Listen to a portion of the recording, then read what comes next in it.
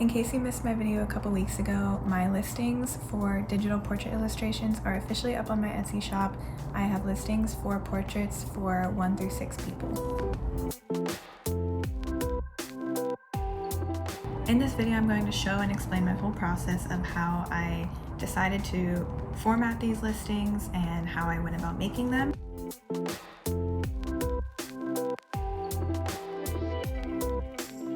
So for starters, I feel like there's one thing that a lot of people don't know about Etsy, and that is that there are huge limitations with the digital product listings on Etsy versus the listings for physical products. And it's honestly really annoying, and it's been a thing for like years, and I don't know why they haven't fixed it.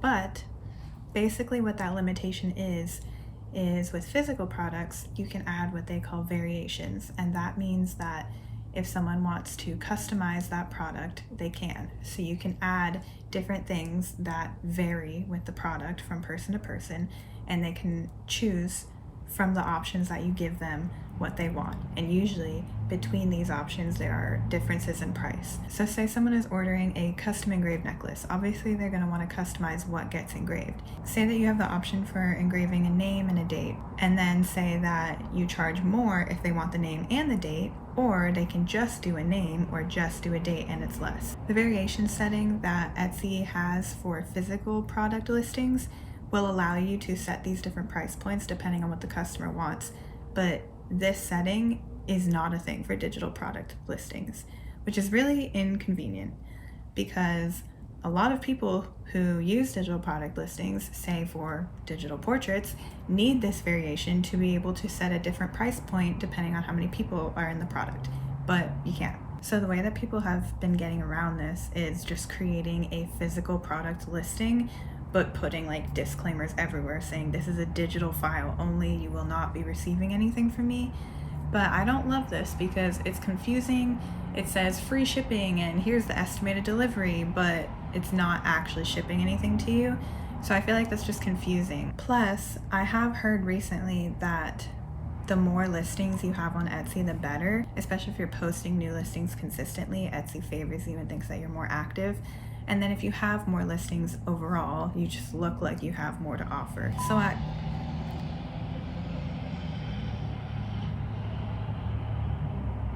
So that got me thinking, well, why don't I just actually list them as digital products like you're supposed to? And instead of being able to pick from variations on the actual listing, instead I just have different listings depending on how many people are in the picture. So a listing for a 1-person portrait and a 2-person and so on. That way I get around all the confusion and inconvenience that is Etsy listings.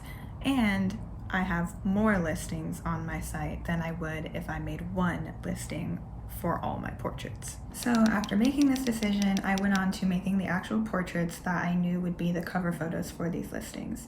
Now, obviously I had a collection of portraits that I had already made over the years, but I didn't have exactly what I needed. I needed a portrait of 1 person, a portrait of 2 people, all the way through 6, because I wanted to start with 1 through 6 person portraits. So I could have just taken what I had and then just filled in the gaps, but I wanted to make sure that all of my illustration covers looked cohesive, because I feel like that's what's going to get you a sale. If someone comes to your page and sees your 1 through 6 person portrait listings and they all look the same, it's like style wise and color wise, then they know what they're gonna get. And I feel like it's more comforting to order from a shop like that. So especially since my style has kind of developed over the years, I wanted to make 6 new portraits from scratch so that I know that they all feel and look cohesive and match my most recent style.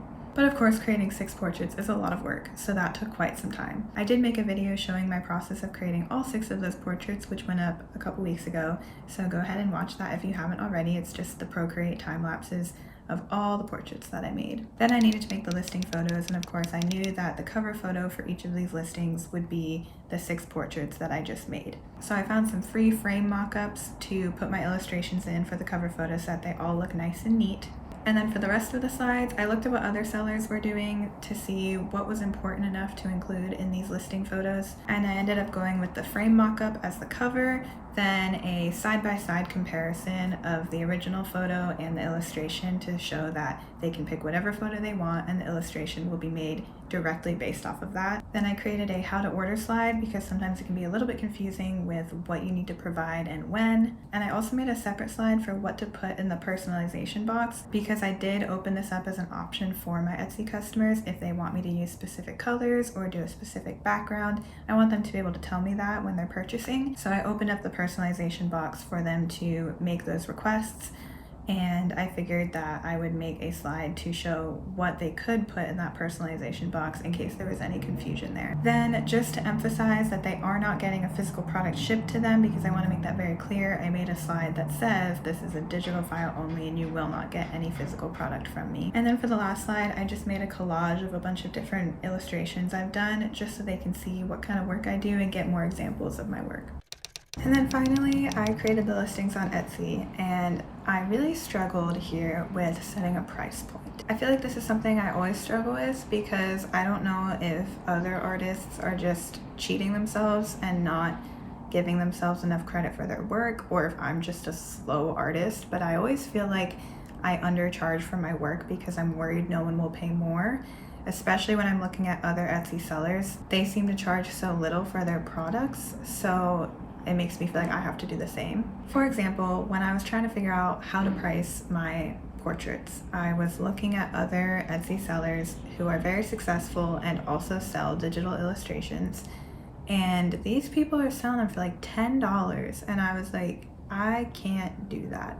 If I sell my portraits for $10, I'll literally be making like $1.50 an hour. Like, that is not gonna work, and I think my work is more valuable than that. But I also don't want my portraits to cost an arm and a leg, because who's gonna pay that when you can get one for $10 from someone else? Now, I will say I would like to give myself some credit. I kind of looked in more detail at these listings that I found for $10, and they are very, very basic. There's not a lot of detail. The hair is one solid color, the shirt is one solid color. You know, it's not exactly what I do.